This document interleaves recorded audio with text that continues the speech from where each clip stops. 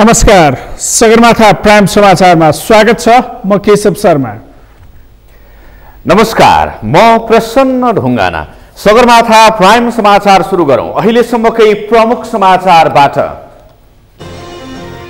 नेकपा एमालेका अध्यक्ष केपी ओली र वरिष्ठ नेता माधव नेपाल पक्षबीचको वार्ता निष्कर्षविहीन। ओली पक्षको एकलौटी निर्णय खारेज गर्नुपर्ने नेपाल पक्षको माग। सर्वोच्च अदालतको फैसला उप पुनरावेदन गरे नेकपा माओवादी केन्द्रको निर्णय। केन्द्रीय कमिटिको बैठक तत्कालका लागि स्थगित। म्याग्दीको दुवा गाउँमा एक घर एक धारा खानेपानी आयोजनाको काम जारी। हालसम्म 80% निर्माण सम्पन्न। म्यानमारमा सेनाको गोली प्रहारबाट एकै दिन 38 प्रदर्शनकारी मारी। सैन्य कु भएताकै सबैभन्दा घातक घटना भएको भन्दै विश्वभरि निन्दा। र little flower premier league cricket प्रतियोगिताले विद्यालय स्तरका विद्यार्थीलाई उत्साही बनायो। राष्ट्रिय क्रिकेटसँग सम्बन्ध बढाउन सफल।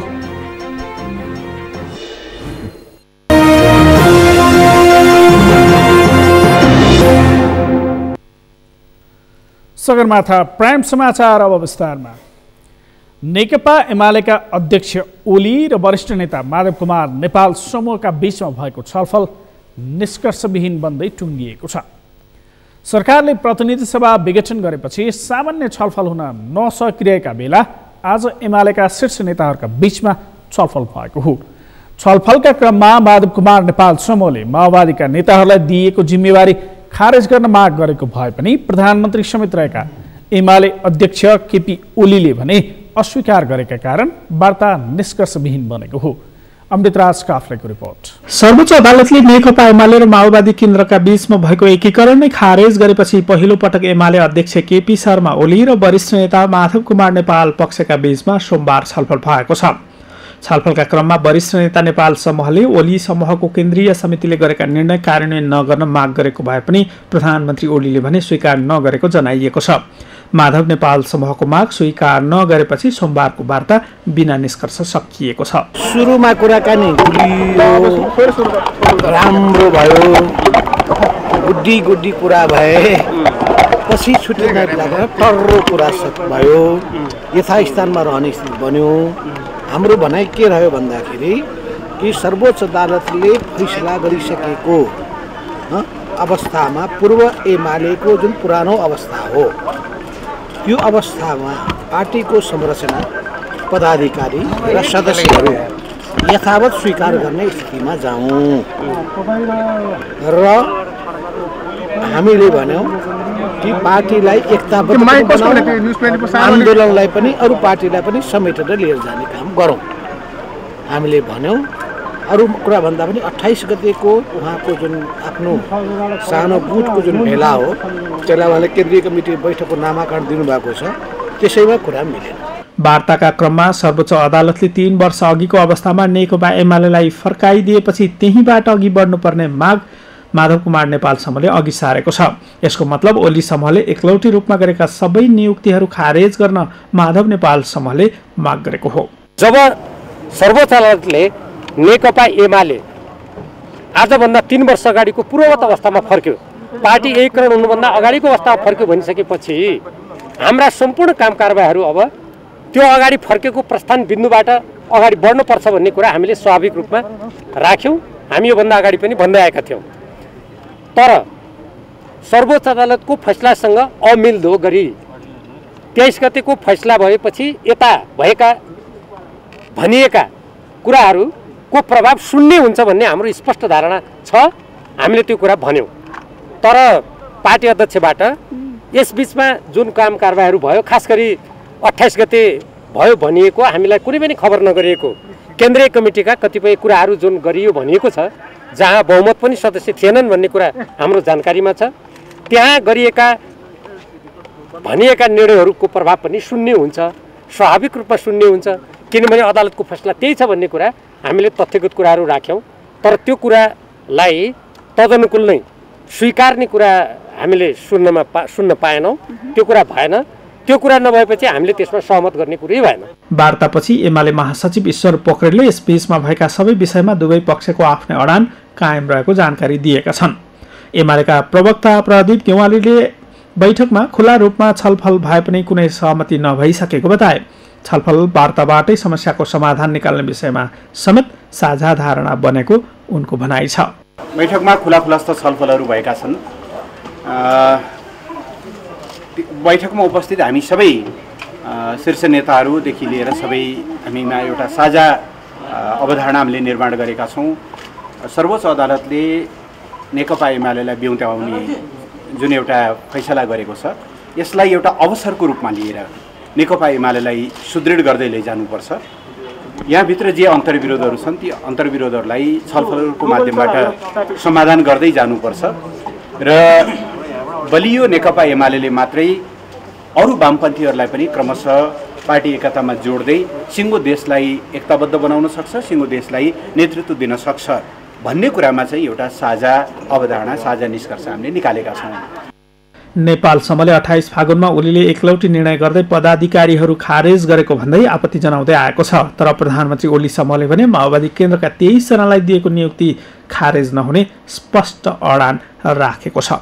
सगरमाथा टेलिभिजनका लागि क्यामेरामा केशव तिमेल सिन्हाका साथमा अमृत राज काफ्ले, काठमाडौँ। नेपाल कम्युनिस्ट पार्टी माओवादी केन्द्रको केन्द्रीय कमिटी बैठक स्थगित भएको छ। आइतबारदेखि जारी नेकपा माओवादी केन्द्रको केन्द्रीय कमिटी बैठक अनिश्चितकालका लागि स्थगित भएको हो। तत्कालीन राजनैतिक परिस्थितिसँग जोडिएको कार्यभार पूरा गर्नका निम्ति संसदमा रहेका 2 राजनैतिक दलसँग वार्ताको प्रक्रिया अगाडि बढाउनका लागि तत्कालका लागि केन्द्रीय कमिटी बैठक स्थगित गरिएको माओवादी केन्द्रका नेता नारायण काजी श्रेष्ठले जानकारी दिनुभयो।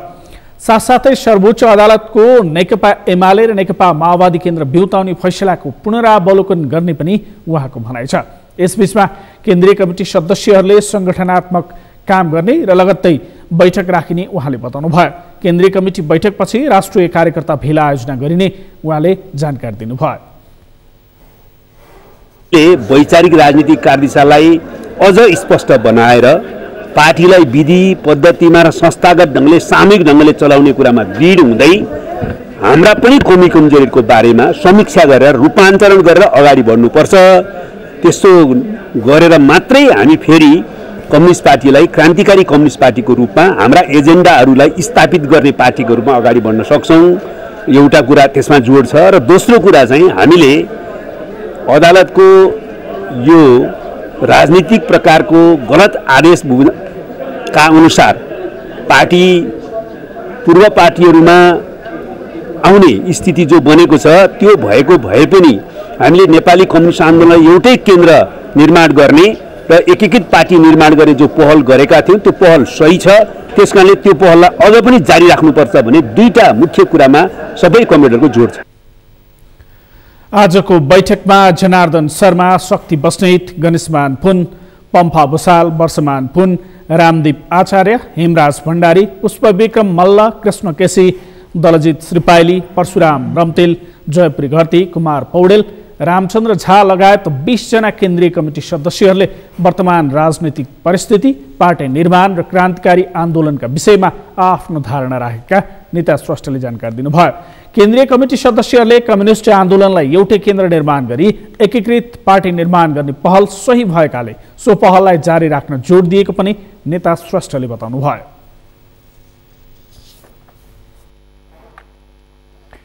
राष्ट्रिय मुस्लिम आयोगले मुस्लिम समुदायको थर सूचीकृत गर्ने भएको छ। मुस्लिम समुदायभित्र विभिन्न थरहरू रहेका कारण समुदायलाई पहिचान गर्न समेत गाह्रो भएको भन्दै मुस्लिम आयोगले मुस्लिम समुदायको थर सूचीकृत गर्ने भएको हो। आज राष्ट्रिय मुस्लिम आयोगका अध्यक्ष समीम मिया अन्सारीले आयोगको वार्षिक प्रतिवेदन 2076-77 को विषयमा सञ्चारकर्मीसँग भेटघाट गर्दै आयोगले मुस्लिम समुदायको थर सूचीकृत गर्ने बताउनु भएको हो। थर सूचीकृत गर्नका निम्ति आर्थिक वर्ष 2076-77 मा मोरङ, सुनसरी, सप्तरी, पर्सा, बाँके र पाल्पामा अध्ययन समेत भएको उहाँले बताउनुभयो। हालसम्म 45 वटा थर फेला परेको र थप अध्ययन गरेर सार्वजनिक गर्ने उहाँको भनाइ छ। र यसमा चाहिँ उपनामको हिसाबले हामी चाहिँ चिन्छौँ। जस्तो अब अन्सारी, खान, हैन, हलवाई, राइन, यो सबै चाहिँ हामीले चाहिँ अहिले जुन अध्ययन गरायो हामीले त्यसमा चाहिँ लगभग 45 वटा चाहिँ उपनाम अथवा थर भनौँ त्यो चाहिँ हामीले चाहिँ पाएका छौँ। त्यसमा अझ पनि केही प्लस हुन सक्छ। राष्ट्रिय मुस्लिम आयोगले 2076-77 मुस्लिम समुदायको जनसङ्ख्या बढी भएका 11 जिल्लाका 91 जना महिला र 75 जना पुरुष गरे। 131 जनालाई सिलाइ कटाई तालिम, ब्युटी पार्लर तालिम तथा सवारी साधन मर्मत तालिम प्रदान गरेको जनाएको छ। त्यसै गरी 52 जनालाई लोकसेवा तयारी कक्षा सञ्चालन गरेको अध्यक्ष अन्सारीको भनाइ छ। मदरसाको भौतिक पूर्वाधार र शैक्षिक गुणस्तरको अध्ययन गरी मोरङ, सुनसरी, रौतहट, पर्सा, दाङ र स्याङ्जाका 230वटा मदरसा सम्बन्धी तथ्याङ्क र सूचनाहरू सङ्कलन गरिएको पनि उहाँले बताउनुभयो। मदरसामा पढ्दै गरेका छात्राहरूलाई बाहिरको सरकारी तथा निजी विद्यालयमा पढ्दा पोसाकको असहजता भएको भन्ने जनगुनासोको सम्बन्धमा छात्राहरूलाई सहज हुने पोसाक लगाउने वातावरण बनाइदिन शिक्षा मन्त्रालयलाई अनुरोध गरेको पनि उहाँले जानकारी दिनुभयो। पढ्ने कि हामी चाहिँ सरकारी स्कुल अथवा निजी स्कुलमा पनि पढ्न पाउने हाम्रा बच्चीहरू खास गरी भनेर चाहिँ किन के को लागि भनेर सोद्धाखेरि चाहिँ अब बच्चैदेखि चाहिँ कुर्ता सुरुवाल लाएर चाहिँ पढ्ने, अब त्यो स्कुलमा पढ्दाखेरि मिनिस्कर्ट लाएर पढ्दाखेरि चाहिँ असहज हुने, उनीहरू चाहिँ के अरे असहजले गर्दाखेरि चाहिँ बरु हामी स्कुल जान्दैनौँ, हामी मदरसामै पढ्छौँ भन्ने, त्यो हामी चाहिँ शैक्षिक उसलाई वञ्चित नहोस् भन्ने उद्देश्यले जसलाई इच्छा छ त्यो चाहिँ जुन ड्रेस छ त्यो ड्रेसको हिसाबले जाने हो। यदि कोही चाहिँ अब 8-9मा पढ्ने भनौँ अलिकति चाहिँ 10मा पढ्ने चाहिँ बच्चीहरूको लागि चाहिँ हामीले सहजीकरणको लागि चाहिँ शिक्षा मन्त्रालय मार्फत चाहिँ हामीले त्यो जुन ड्रेस हो त्यही ड्रेसको स्कर्ट्सको सट्टा चाहिँ हामीले चाहिँ के अरे कुर्ता सुरुवाल लाउन पाओस् भन्ने चाहिँ त्यो एउटा चाहिँ मौलिक हक पनि हो र ह्युमन राइट्सको पनि हिसाबले चाहिँ हामीले चाहिँ त्यो परिपत्र चाहिँ शिक्षा मन्त्रालय मार्फत सबैतिर सर्कुलर गर्नु भनेर हामीले चाहिँ भनेको हो। आर्थिक वर्ष 2076-77 आयोगलाई प्राप्त भएको 5,83,628 रुपैयाँ मध्ये 2,51,64,994 रुपैयाँ 92 पैसा खर्च भएको आयोगले जानकारी दिएको छ। सगरमाथा प्राइम समाचारमा पालो भएको छ विश्रामपछि म्याग्दीको दुवा गाउँमा एक घर एक धारा खानेपानी आयोजनाको काम जारी। हालसम्म 80% निर्माण सम्पन्न। म्यानमारमा सेनाको गोली प्रहारबाट एकै दिन 38 प्रदर्शनकारी मारिए। सैन्यको भय ताकि सबैभन्दा घातक घटना भएको भन्दै विश्वभरि निन्दा। र little flower premier league cricket प्रतियोगिताले विद्यालय स्तरका विद्यार्थीलाई उत्साहित बनायो। राष्ट्रिय क्रिकेटसँग सम्बन्ध बढाउन सफल।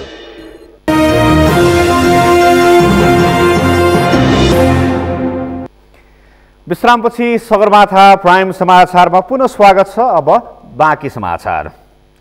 म्याग्दीको अन्नपूर्ण गाउँपालिका 1 दोवामा एक घर एक धारा सहितको खानेपानी आयोजना सञ्चालन भएको छ। घर घरमै धारा जोडेर खानेपानी वितरण गर्ने लक्ष्यसहित आयोजना निर्माण भएपछि स्थानीयवासी उत्साहित भएका छन्। म्याग्दीबाट सन्तोष गौतमको रिपोर्ट। खानेपानी जलस्रोत तथा सिंचाई डिभिजन कार्यालय म्याग्दीले आर्थिक वर्ष 2075-76 सुरु गरेको दोवा खानेपानी तथा सरसफाई आयोजनाको हालसम्म 80% निर्माण सकिएको छ। कुल 4,89,69,469 रुपियाँ लागत अनुमान गरिएको आयोजनाबाट 422 घरधुरीका 2,596 जनसङ्ख्या लाभान्वित हुने कार्यालयले जनाएको छ। 4वटा स्किममा निर्माण हुने आयोजनाको एउटा स्किमबाट यसै वर्ष खानेपानी वितरण गर्ने तयारी भएको छ। चालु आर्थिक वर्षमा 73 लाख रुपियाँ विनियोजन भएको आयोजना आगामी वर्ष निर्माण सम्पन्न गर्ने लक्ष्य छ।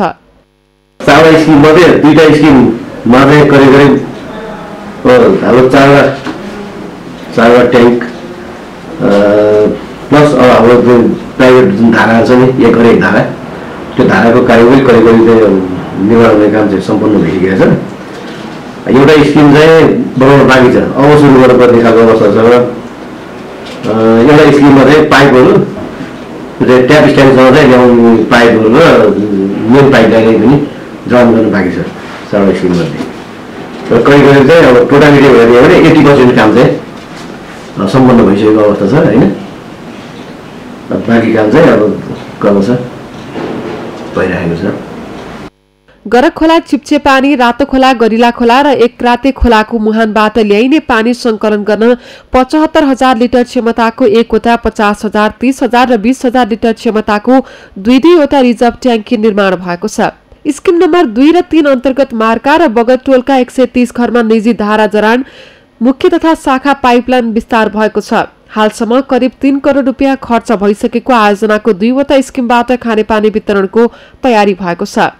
अन्नपूर्ण गाउँपालिका वडा नम्बर 1 दोबाको एक घर एक धारा खानेपानीको लागि प्रदेश सरकारको सहयोगबाट हामीले यो हाम्रो मेन ट्याङ्कीहरू रिजर्भ ठुलो ट्याङ्कीहरू बनिसकेको छ। अब हाम्रो शाखा लाइन विस्तार गर्दैछु। अब हामीले चाहिँ यो औलो माराका टोलमा पानी खुवाउने यही वर्षभित्र नै खुवाउने कार्यक्रम रहेको छ र विशेष गरेर हाम्रो चाहिँ समथिङ अहिलेसम्मको हिसाब गर्दाखेरि 3 करोड ओभरको हाम्रो चाहिँ काम भइसकेको छ। अब हाम्रो यो विस्तार लाइनहरू शाखा लाइनको चाहिँ काम हुँदैछ र अब हामीले छिट्टै नै यो शाखा लाइनबाट अबको केही 4-5 दिनपछि चाहिँ हामीले यो वितरण लाइनहरूबाट खानेपानीको उस गरेर यो हाम्रो औलो माराका टोल र बोगर टोललाई चाहिँ अबको केही अब अर्थात् यही आर्थिक वर्षभित्र चाहिँ हामीले उहाँहरूलाई पानी खुवाउने लक्ष्य दिएको छ। सुनारी टोल र दोबाको स्किमको इन्टेक निर्माण गर्न बाँकी छ। 30 किलोमिटर पाइपलाइन मध्ये मुख्य लाइन निर्माण सकिएको छ। उपभोक्ता समिति मार्फत सञ्चालित आयोजनाको पाइपलाइन निर्माणमा स्थानीयले श्रमदान गरेका छन्। यसअघि सार्वजनिक धारा खोल्साको पानी उपभोग गर्दै आएका दोबावासी घर घरमै खानेपानीको सुविधा हुने भएपछि उत्साहित र खुसी भएका छन्। पहिला खोलाको खाइन्थ्यो, अहिले चाहिँ घर घरमा आउँदा धेरै सुविधा, धेरै सजिलो भएको छ। खोलामा लिन जाँदाखेरि कस्तो दुःख हुन्थ्यो? डोकोमा बोक्नुपर्छ, ग्यालिनमा बोकेर ल्याउनुपर्छ, दुःख भइहाल्छ। खानेपानी वितरण व्यवस्थित नहुँदा स्थानीयको दैनिकी असहज भएको थियो। प्रत्येक घरमा निजी धारा जडान गरेर खानेपानी सुविधा उपलब्ध भएपछि समयको बचतका साथै दुःख हट्ने र दैनिकीमा सुधार हुने अपेक्षा गरिएको छ। सगरमाथा टेलिभिजनका लागि म्याग्दीबाट सन्तोष गौतमको रिपोर्ट। काठमाडौँ महानगरपालिकाले महानगरभित्रका अनुचित व्यापारिक क्रियाकलाप विरुद्ध उजुरी गर्न उपभोक्ताहरूलाई आग्रह गरेको छ। आज विश्व उपभोक्ता अधिकार दिवसको अवसरमा आयोजित कार्यक्रममा काठमाडौँ महानगरपालिकाकी उपमेयर हरिप्रभा खड्गीले बजारमा खाद्य पदार्थको मिसावटलाई नियन्त्रण गर्न र स्वास्थ्यमा हानि पुर्याउने वस्तुको बिक्री वितरणलाई नियन्त्रण गर्नका लागि अनुचित व्यापारिक क्रियाकलापका विरुद्ध उजुरी गर्न आग्रह गर्नुभएको हो। उहाँले महानगरपालिकाले सक्रिय रूपमा बजार अनुगमन गरिरहेको पनि बताउनुभयो। बजारलाई गुणस्तरीय र स्वच्छ बनाउनका लागि स्थायी ल्याब सञ्चालनको तयारीमा रहेको पनि उहाँले जानकारी दिनुभयो। नियमन गर्न महानगरले अझै सक्रिय रूपमा बजार अनुगमनको कामका लागि अगाडि बढाइरहेको कुराको जानकारी समेत म दिन चाहन्छु। यसैले महानगरको बजारलाई गुणस्तरीय, स्वच्छ र प्रतिस्पर्धात्मक बनाउने हेतुले मोबाइल ल्याब भ्यान र एउटा स्थायी ल्याब सञ्चालनको अन्तिम तयारीमा रहेको कुरा यहाँहरू माझ राख्न चाहन्छु र बजारमा देखिने खाद्य पदार्थको मिसावटलाई नियन्त्रण गर्न र आम उपभोक्ताको स्वास्थ्यलाई हानि पुर्याउने किसिमका वस्तु तथा सेवाको बिक्री वितरणलाई नियन्त्रण गर्न अनुचित व्यापारिक क्रियाकलापका विरुद्ध उजुरी गरेर महानगरपालिकालाई सहयोग गर्न पनि सबैमा आग्रह गर्न चाहन्छु। उपमेयर खड्गीले आफ्नो व्यवसायले कानुनी प्रक्रिया पूरा गरे नगरेकोमा समेत सचेत हुन ध्यान आकर्षण गराउनुभयो। गुणस्तरीय सामान उत्पादनमा उत्पादकको मात्रै भूमिका नहुने भन्दै उहाँले ढुवानी भण्डारण, बिक्री वितरणमा जोडिएका सबै पक्ष र उपभोक्ताहरू पनि सचेत र जिम्मेवार हुनुपर्ने बताउनुभयो। सवारी साधनको सुरक्षा, ट्र्याकिङ र व्यवस्थापनका लागि एम्बोस्ड नम्बर प्लेट जडान गर्ने भन्दै यातायात व्यवस्था विभाग र डेकाटुर टाइगर आइटी द कोअपरेसन नामक संस्थाबीच 4 वर्ष अघि सम्झौता भएको थियो। सम्झौता अनुसार करिब 25 लाख थान एम्बोस्ड नम्बर प्लेट छपाइसक्न पर्ने समयावधि अब 3 महिना मात्रै बाँकी छ। तर मुद्दा मामिलामै 4 वर्ष गुज्रिएपछि समयमै प्लेट छपाईको काम नसक्ने निश्चित भएको छ। शान्ता दनुवारको रिपोर्ट। करिब 3 वर्ष सुनसान जस्तै भएको इम्पोस्ट नम्बर प्लेटको जडान सम्बन्धी विषय यति बेला फेरि तातिएको छ। सर्वोच्च अदालतले सरकारले अगाडि बढ्न मिल्ने गरी यस विरुद्ध परेका सबै रिट खारेज गरिदिएपछि इम्पोस्ट नम्बर प्लेटको विषय फेरि चर्चामा आएको हो। इम्पोस्ट नम्बर प्लेटमा प्रयोग हुने भाषा नेपाली हुने कि अङ्ग्रेजी र प्रदेशको नामाकरण नभई इम्पोस्ट नम्बर प्लेट छपाई गर्दा पछि फेरि सच्याउनु पर्ने विषय नै विवादको प्रमुख कारण रहेको थियो। तर सर्वोच्च अदालतले अङ्ग्रेजी भाषा छिमेकी देशहरूमा पनि प्रयोग भएको, छिमेकी देशमा सहज आवागमन गर्नका लागि पनि अङ्ग्रेजी भाषा उपयुक्त हुने भनेपछि यति बेला यातायात व्यवस्था विभागले इम्पोस्ट नम्बर प्लेट जडानका लागि अनलाइन दर्ता गर्दै कामलाई तीव्रता दिन लागिरहेको छ। इम्पोस्ट प्लेट छपाईको कुरा गर्नुहुन्छ भने चाहिँ लगभग 10,000 को हाराहारीमा पुगिसकेको छ। जडान भएको सङ्ख्या चाहिँ 6,000 समथिङ क्रस गरेको छ अहिले फागुन अन्तिमसम्म। र यो क्रम चाहिँ बढ्दै जान्छ किनभने हामीले अब नयाँ सवारी साधन बागमती प्रतियोगिता दर्ता भने नयाँ सवारी साधनलाई चाहिँ अनिवार्य गर्दैछौँ। चैत महिनाभित्रै मिति तोक्नु बाँकी छ, त्यसपछि चाहिँ यो सङ्ख्या बढ्छ। यसअघि इम्पोस्ट नम्बर प्लेट छपाईमा करोडौं घोटाला भएको र अनावश्यक रूपमा देश र जनतालाई आर्थिक भार थुपारिएको भन्दै यसको चौतर्फी विरोध भएको थियो। तर सर्वोच्च अदालतले सरकारकै पक्षमा हुने गरी इम्पोस्ट विरुद्धका सबै रिटहरू खारेज गरिदिएपछि करिब 25 लाख थान इम्पोस्ट नम्बर प्लेट छपाईका लागि विभाग अघि बढेको छ। सवारी साधनको सुरक्षा, ट्र्याकिङ र व्यवस्थापनका लागि इम्पोस्ट नम्बर प्लेट जडान गर्ने भन्दै यातायात व्यवस्था विभाग र डेकाटुर टाइगर आईटी नामक संस्थाबीच 2073 साल जेठ 17 गते सम्झौता भएको थियो। सम्झौता अनुसार करिब 25 लाख थान इम्पोस्ट नम्बर प्लेट जडान गर्नका लागि छपाई गर्ने, आरएफआईडी स्टिकर जडान गर्ने र आरएफआईडी गेट निर्माण गर्ने कुरा उल्लेख थियो। सम्झौता मितिमा 5 वर्षभित्र सबै काम सक्ने भनी सम्झौता गरिए पनि सम्झौताको अवधि सकिन 3 महिना बाँकी छँदा 25 लाख थान इम्पोस्ट नम्बर छपाई हुने सम्भावना छैन। फागुनमा सुरु भयो यो काम।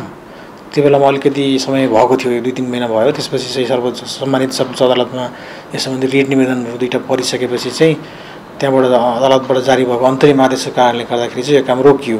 रोकिसकेपछि अन्तरिम आदेशको पूर्णपाठ आउँदासम्म अनि यो मुद्दा रिट निवेदनमाथिको जुन फैसला भएर पूर्णपाठ आउँदासम्म चाहिँ हाम्रो यो 76 सालको साउन भइसकेको थियो, 77 कै साउन भइसकेको थियो। त्यसपछि फेरि यो कोभिडको महामारी सुरु भएको कारणले गर्दा पनि काम रोकियो र त्यो हामीले सोचेअनुसारको चाहिँ प्रगति हासिल भएन। त्यस कारणले गर्दा 25 लाखको लक्ष्यमा चाहिँ 10,000 को हाराहारी मात्रै छाप्न अहिलेसम्म हामी सफल भएका छौँ। अहिले नेपालमा जडान गर्न थालेको इम्पोस्ट नम्बर प्लेटमा आरएफआईडी चिप्स प्रयोग भएको छ। आरएफआईडी चिप्स अर्थात् रेडियो फ्रिक्वेन्सी आइडेन्टिफिकेसन एउटा रेडियो तरङ्ग हो। यो जीपीएस चिप्स होइन र रियल टाइम लोकेसन देखाउन पनि सक्दैन। कुनै स्थानमा राखेको आरएफआईडी गेटको नजिक पुगेपछि मात्रै ती सवारी साधन आरएफआईडी गेटसँग सम्पर्कमा पुग्छ र सवारी साधनको तथ्याङ्क गेटमा रहेको रिडरमा सुरक्षित बन्छ। सगरमाथा टेलिभिजनका लागि क्यामेरामा सुरेन्द्र राउतका साथ शान्ता दनवार, काठमाडौँ। कोरोना कहरका कारण लामो समय ठप्प रहेको पाल्पाको पर्यटन क्षेत्र बिस्तारै लयमा फर्कन थालेको छ। होटल रेस्टुरेन्टहरू सबैजसो खुलेको पाल्पामा पर्यटकीय चहलपहल समेत बढ्दै गएको छ। पाल्पाबाट किरण कौशलको रिपोर्ट। कोरोना कहरले लामो समय चलायमान हुन नसकेको पाल्पाको पर्यटकीय गतिविधि पुरानै लयमा फर्कन थालेको छ। होटल रेस्टुरेन्टहरू खुलेपछि पर्यटकीय गतिविधि समेत बढेको छ। यहाँका पर्यटकीय क्षेत्रमा घुम्न आउनेहरूको संख्या बढ्दै गएको छ। तानसेनको श्रीनगर लगायतका क्षेत्रमा घुम्न आउनेहरूको संख्या बढ्दै गएको छ। अहिले यस क्षेत्रमा आन्तरिक पर्यटकको घुइँचो लाग्ने गरेको छ। यस क्षेत्रबाट रमणीय दृश्यावलोकन गरिने भएकोले मानिसहरूको आकर्षण बढ्दै गएको छ। तर पर्यटकको संख्या बढ्दै गएको भए पनि पर्यटकीय गन्तव्यहरूको व्यवस्थापन भने हुन सकेको छैन। जहाँ मन लाग्यो त्यही वनभोज कार्यक्रमको आयोजना लगायतका कार्यले सौन्दर्यतामा ह्रास आएको स्थानीयहरूको भनाइ छ। त्यसो त पर्यटकलाई शौचालय सुविधा समेत नहुँदा समस्या हुने गरेको छ। प्राकृतिक वातावरणमा घुमफिर गर्न रमाइलो हुने गरेको भए पनि व्यवस्थित नहुँदा पर्यटकहरू खिन्न हुने गरेका छन्। हामीलाई लाइटको व्यवस्था छैन, पानीको व्यवस्था छैन। तर यो चिजहरू नर्मल हालतमा हुन्थ्यो। यहाँ पानीको ट्याङ्करहरू ल्याएर घुमाइदिन्थ्यो, ठाउँ ठाउँमा आफ्नो स्टाइलमा ल्याएर पानी दिने, लाइट गरिदिने, हामीलाई लाइटको सुविधा दिने, यो चिजहरू हुन्थ्यो। र अनि सुरक्षाको लागि पनि यहाँ बन्दोबस्त हुन्थ्यो। र यसपटक अहिले यहाँ छैन। उसको लागि यहाँ अझै पनि यो हटहरू छ, त्यसको लागि अलिक धेरै ठाउँ गरिदिनुपर्छ। किन यहाँ सिजन चलेर धेरै आउँछ। एउटा पानी आएको खण्डमा अनि कहिलेकति उता सिजन एउटै हुन्न, मौसम एउटै हुन्न। पानी शौचालय एकै ठाउँ छ त्यहाँ शौचालय होइन, त्यसको लागि अझै ठाउँ किन सबै उ भयो त्यहाँ भिड लाग्छ, त्यसले गर्दा एकै ठाउँ नभएर अझै 2 ठाउँ त्यस्तो शौचालयको व्यवस्था आउने तपाईँको यहाँ आगन्तुक नयाँ पाहुनाहरू अलिकति सबै धार्मिक स्थलहरू भएको र अलिक हेर्नलाई मनोरम। यता अगाडि तपाईँ टावर रहेछ होइन, यता तल चाहिँ एकदम तानसेनदेखि नै एकदम राम्रो पर्यटक स्थल चाहिँ एकदम राम्रो हो, तर अलिकति व्यवस्थापनमा अलिकति सुधार गरिदिए राम्रो हुन्थ्यो भन्ने कुरा मलाई लाग्छ। सुधारमा तपाईँको बाटोको अलिकति व्यवस्थापन र खानेपानीको जस्तो खानेपानी भइदिएको पनि अझ सुविधा हुन्थ्यो होइन। शौचालयहरू भयो अलिकति व्यवस्थित अझै भएको छैन र अब यता अझै सुधार गर्दा अझ झन् उत्कृष्ट हुन्छ भन्ने लाग्छ मलाई। पाल्पा तानसेनको श्रीनगर चाहिँ एउटा स्वर्गको ठाउँ जस्तै लाग्छ, तर यहाँ अलिकति व्यवस्थित चाहिँ राम्रो भएन। अनि हाम्रो पाल्पा सम्पूर्ण वासीहरूको पनि गुनासो त्यही छ, यो पानी बिजुलीको व्यवस्था मिलाइदियो भने धेरै सहज हुन्थ्यो होला हाम्रो जनता। अब मैला व्यवस्था मिलेकै छैन, हेर्नुहोस् मैला जताततै छ। अब पानी बिजुली छैन, यहाँ के अरे पिकनिक एरियामा गाडी मोटरसाइकल सबै ल्याउँछ, त्यो चाहिँ हाम्रो नगरपालिका राम्रोसित व्यवस्था गरिदिएदेखि धेरै राम्रो हुने थियो। पर्यटन व्यवसाय 1 वर्षपछि पुनः लयमा फर्किँदा पर्यटकीय पूर्वाधारहरू व्यवस्थित हुन सकेका छैनन्। लामो बन्दाबन्दीले श्रीनगरमा व्यवस्थापन गर्न नसकिएको तानसेन नगरपालिकाले जनाएको छ। ठेक्का प्रक्रियाबाट श्रीनगरको व्यवस्थापन हुँदै आएको भए पनि अहिले ठेक्का प्रक्रिया अघि बढ्न नसक्दा समस्या भएको तानसेन नगरपालिकाले जनाएको छ। कोभिडको नेपाल बन्द पश्चात त्यहाँ चाहिँ सबै कुरा बन्द भएको थियो र अहिले त्यसको चाहिँ अस्तव्यस्त अवस्थामा रहेको छ। त्यहाँ चाहिँ अब नियमित रेखदेख नभएको हुनाले त्यहाँ चार उम्रने खानेपानी लिएर राखेको पाइपहरू अब मान्छेले उखालेर लैदिने यस्तो किसिमको स्थिति भएको छ र अहिले साह्रै अव्यवस्था भएको छ। यसलाई हामीले पुनः अब यो कोभिडको समस्या समाप्त भएको हुनाले यसलाई सरसफाइ गर्ने, खानेपानीको धारा अपडेट गर्ने, टोयलेटहरूलाई चाहिँ फेरि चलाउने र चाहिँ पुनः पुरानो स्थितिमा फर्काउनको निमित्त प्रयत्न गरिरहेका छौँ। र यसको सँगसँगै अब तानसेन नगरपालिकाले सधैँ नगरपालिकाले हेरेर गर्नुभन्दा पनि एउटा सार्वजनिक निजी साझेदारी अन्तर्गत त्यहाँको संरचना नबिग्रिने गरी त्यहाँको हरियालीमा चाहिँ असर नपर्ने गरी एउटा चाहिँ लामो समयसम्मको लागि चाहिँ निजी क्षेत्रलाई समेत सम्मिलित गरेर योजना बनाएर दिने सोचमा छौँ। तानसेनमा पर्यटकीय पूर्वाधार निर्माण गरी पर्यटकहरू आकर्षित गर्नुपर्नेमा त्यसो हुन सकेको छैन। पर्यटकीय गन्तव्यको व्यवस्थापनमा सबै सरकारवालाहरूको ध्यान जान आवश्यक छ। सगरमाथा टेलिभिजनका लागि पाल्पाबाट किरण कौशलको रिपोर्ट। सगरमाथा प्राइम समाचारमा पालो भएको छ विश्रामपछि। म्यानमारमा सेनाको गोली प्रहारबाट एकै दिन 38 प्रदर्शनकारी मारिए। सैनिकको भयताकै सबैभन्दा घातक घटना भएको भन्दै विश्वभर निन्दा। र little flower premier league cricket प्रतियोगिताले विद्यालय स्तरका विद्यार्थीलाई उत्साहित बनायो। राष्ट्रिय क्रिकेटसँग सम्बन्ध बढाउन सफल।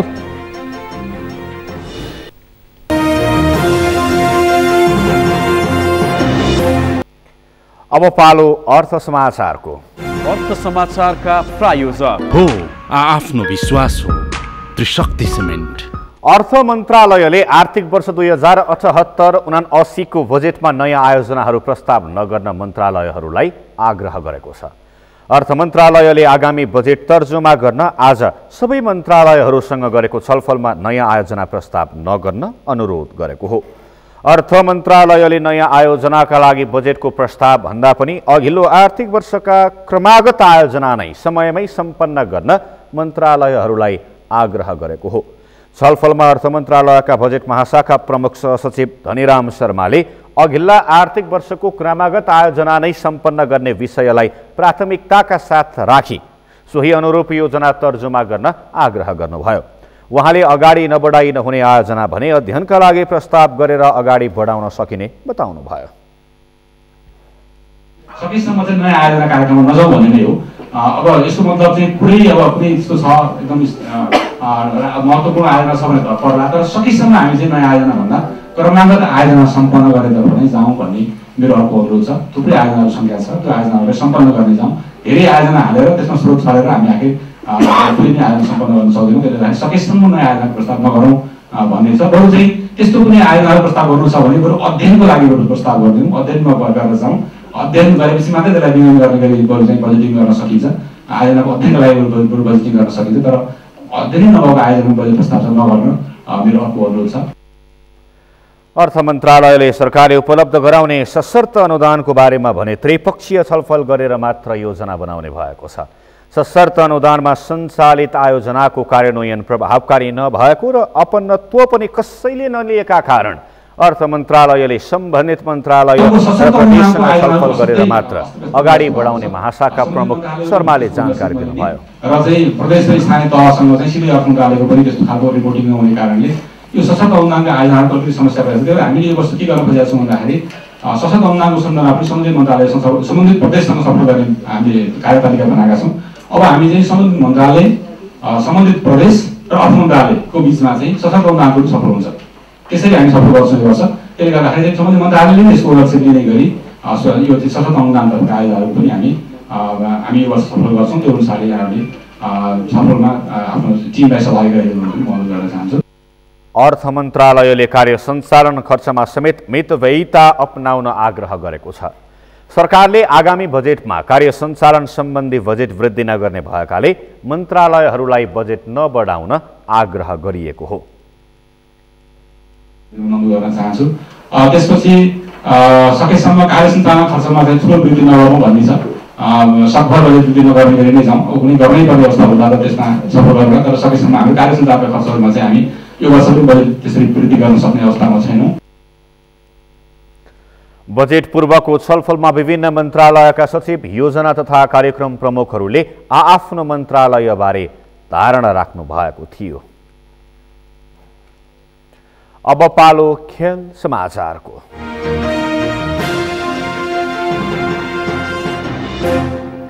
कोरोना संक्रमणपछि शून्य भएको खेलकुद गतिविधि पुरानै लयमा फर्कन थालेको छ। कोरोना कहरकै कारण डिपिएल जस्ता प्रतियोगिता हुन नसकेको अवस्थामा कैलालीको धनगढीमा विद्यालय स्तरीय लिटिल फ्लावर प्रिमियर लिग सफलताका साथ सम्पन्न भएको छ। कैलालीबाट दिनेश विष्टको रिपोर्ट। विद्यालय स्तरबाटै क्रिकेटको जग बसाल्न धनगढीमा विगत 4 वर्षदेखि लिटिल फ्लावर प्रिमियर लिग हुँदै आएको थियो। त्यसको 5औं संस्करण यस वर्ष सम्पन्न भएको छ। कोरोनाका कारणले खेलकुद क्षेत्र प्रभावित भएका बेला लिटिल फ्लावर स्पोर्ट्स एन्ड इभेन्टले जसोतसो क्रिकेट प्रतियोगिता आयोजना गर्ने जमर्को गर्यो। लिटिल फ्लावर प्रिमियर लिगमा 8-9 वर्ष उमेर समूहका विद्यार्थीदेखि अन्डर 16-19 मा खेलेका खेलाडीहरूले प्रतियोगितामा सहभागी हुने मौका पाए। यसबाट सबैभन्दा बढी फाइदा भने सानो उमेरकी विद्यार्थी खेलाडीले पाए। क्रिकेट ग्राउन्डमा गएर खेल्न नपाएका विद्यार्थी खेलाडीहरूलाई एलपीएलले निकै ऊर्जा थपेको छ। झन् अन्डर 16-19 मा खेलेका राष्ट्रिय खेलाडीहरू सँगै खेल्न पाउँदा उनीहरूमा झन् हौसला थपिएको छ। पहिल्यैदेखि मैले त्यहाँ घरमै सिकेको 2-3 वर्ष हो। दाइले सिकाएको थियो मलाई। सन्दीप दामी छाने दाइलाई हेरेर मैले पनि सिकेँ। अन्डर 19 का दाइहरूबाट धेरै सिक्न पाएको छु। मेरो दाइ पनि खेल्छ, दाइहरूबाट पनि धेरै सिक्न पाएको छु मैले। यो गेममा म सिनियर दाइहरूसित खेल्न पाउँदा अत्यन्तै खुसी छु, किनभने उनीहरूबाट हामीले केही सिक्छौँ, केही स्ट्रेटेजी दिन्छन् हामीलाई उनीहरूले। अन्डर 16 खेलिसकेका खेलाडीसँग खेल्न पायो, उनीहरूबाट केही सिकेँ हामीले। अब बाहिरतिर उनीहरू खेलेर आछन्, अब हामी स्कुल लेभलकोलाई त्यति धेरै थाहा हुन्न, तिनीहरूले हामीलाई सिकाउँछन्, हामीले त्यही अनुसार अगाडि बढ्छौँ। म नेसनल अन्डर 19बाट खेल्ने। विद्यालय स्तरबाट खेलकुद क्षेत्रको विकास हुनुपर्छ भनेर लागिरहेका खेलाडीहरू पनि एलपीएलले आयोजना गर्ने विद्यालय स्तरको क्रिकेट प्रतियोगिताबाट प्रभावित छन्। साना विद्यार्थीहरूले राष्ट्रिय स्तरको खेलाडीसँग क्रिकेट खेल्न पाउँदा खेलप्रति रुचि देखाउने विद्यार्थीहरूलाई निकै उत्साहित बनाएको उनीहरू बताउँछन्। यो गेमले चाहिँ धेरै नै राम्रो, जस्तै डिपिएल भएपछि यहाँको लोकल प्लेयरहरूले खेल्न पाएन, यो गरेन ऊ गरेन भन्ने एउटा गुनासो थियो।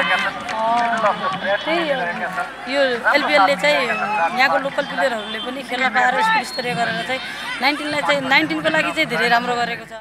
आर्थिक समस्याकै बीच पनि यति बेला आयोजकले क्रिकेट प्रतियोगिता आयोजना गर्ने आँट गरेको थियो। ससाना विद्यार्थीहरूको मागलाई सम्बोधन गर्नुपर्ने भए पनि यस वर्ष पुरस्कार राशि घटाएर प्रतियोगिता आयोजना गरेको आयोजकले जनाएको छ। विद्यार्थीहरूको आकर्षण वर्षैपछि बढ्दै गएकाले एलपीएलले निरन्तरता पाउने आयोजकको दाबी छ। अब यो प्रतियोगिताले धेरै अन्डर 19 कै राम्रो खेलाडीहरूको क्षमतालाई उकास्नलाई सपोर्ट पनि गर्यो र त्यो सँगसँगै केही नयाँ खेलाडीहरू पनि बाहिर ल्यायो अन्डर 19 का र स्कुल लेभलका होइन जबरदस्त रूपमा खेलाडीहरूले आफ्नो प्रदर्शन देखाएर आफूलाई अब्बल साबित गरेका छन्। समग्र भन्दाखेरि यो प्रतियोगितामा धेरै नयाँ खेलाडीहरू र सङ्घर्ष गरेका खेलाडीहरूले आफूलाई प्रमाणित गरेका छन्। चुनौती जति जति भए पनि सहजताका साथ अहिलेसम्म हामी अगाडि बढेका छौँ र विश्वास छ यो प्रतियोगिताले बाहिर ल्याएका खेलाडीहरूले राम्रो ठाउँमा प्लेटफर्म पाउनेछन् र हाम्रो विश्वास गरेका छौँ। एलपीएलको 5औं संस्करणमा हिमालयन व्हाइट हाउस काठमाडौँले उपाधि हात पारेको छ भने लिटिल फ्लावर स्कुल उपविजेता बनेको छ। उपाधिसँगै व्हाइट हाउसले नगद 1,20,000 सहित ट्रफी प्राप्त गरेको छ भने लिटिल फ्लावरले 60,000मा चित्त बुझाएको छ। 15 फागुनदेखि सुरु भएको प्रतियोगितामा देशभरका 16 टिमको सहभागिता रहेको थियो। अर्को वर्ष अझै परिष्कृत रूपमा प्रतियोगिता आयोजना हुने आयोजकले दावी गरेको छ। सगरमाथा टेलिभिजनका लागि कैलालीबाट दिनेश विष्टको रिपोर्ट। यो सँगै हामी सगरमाथा समाचारको अन्त्यमा छौं। अन्त्यमा प्रमुख समाचार फेरि एकपटक। नेकपा एमालेका अध्यक्ष केपी ओली र वरिष्ठ नेता नेपाल पक्षबीचको वार्ता निष्कर्षविहीन। ओली पक्षको एकलौटे निर्णय खारेज गर्नुपर्ने नेपाल पक्षको माग। सर्वोच्च अदालतको फैसला उप पुनरावेदन गर्ने नेकपा माओवादी केन्द्रको निर्णय। केन्द्रीय कमिटिको बैठक तत्कालका लागि स्थगित। म्याग्दीको दुवा गाउँका एक घर एक धारा खानेपानी आयोजनाको काम जारी। हालसम्म 80% निर्माण सम्पन्न। म्यानमारमा सेनाको गोली प्रहारबाट एकै दिन 38 प्रदर्शनकारी मारिए। सैन्यको भयताकै सबैभन्दा घातक घटना भएको भन्दै विश्वभरि निन्दा। र little flower premier league cricket प्रतियोगिताले विश्वविद्यालय स्तरका विद्यार्थीलाई उत्साहित बनायो। राष्ट्रिय क्रिकेटसँग सम्बन्ध बढाउन सफल। हौस् त सगरमाथा प्राइम समाचार अहिलेलाई सकियो। तपाईँ समाचार बुलेटिनका साथै सगरमाथा टेलिभिजनका सम्पूर्ण कार्यक्रम www.sagarmatha.tv मा पनि पढ्न र हेर्न सक्नुहुनेछ। साथै युट्युबमा youtube.com/सगरमाथा टिभी नेपालमा हेर्न सक्नुहुनेछ। साथै तपाईँ हामीलाई फेसबुकमा पनि facebook.com/STV नेपालमा फलो गर्न सक्नुहुनेछ। समाचारको शिखर, नेपालको गौरव, नेपालको पहिलो न्युज च्यानल सगरमाथा टेलिभिजन हेर्दै गर्नुहोला। नमस्कार। नमस्कार।